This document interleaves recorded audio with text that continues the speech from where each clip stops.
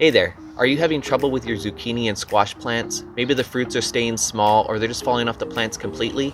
It's probably due to not being pollinated. If the flowers aren't being pollinated properly, the fruits aren't going to grow like they're supposed to. But there's something you can do. In this week's quick gardening tips video, I'm going to show you how to hand pollinate your zucchini and squash plants so that the fruits will grow properly. This is In the Garden.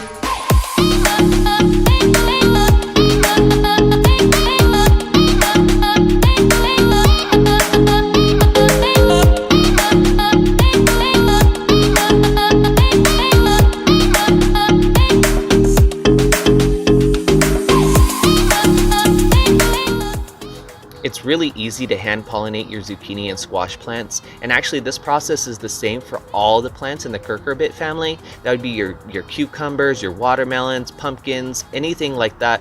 You're going to be able to do the same process on. Zucchinis and squash have really big flowers, so it's really easy to do on those, and it's really easy to show. Things like watermelon is a little bit more difficult because the flowers are so small, but the process is still the same. All you're going to need to be able to hand pollinate your flowers is a little paintbrush. On all the zucchini and squash plants and all the plants in the cucurbit family, you're going to have to pollinate from a male flower to a female flower. Things like tomatoes and peppers, they have all this in one flower, so they can get pollinated just by the wind blowing them around. But with zucchinis and squash and cucumbers, you're going to need to take pollen from a male flower and put it into the female flower in order for pollination to occur.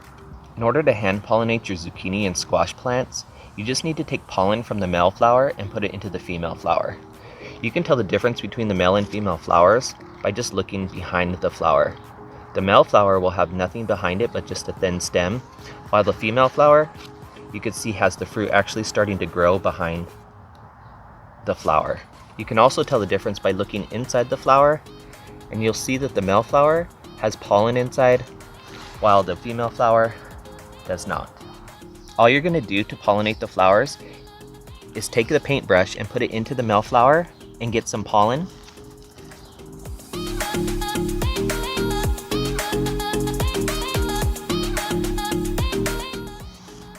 And then you're going to put that pollen into the female flower.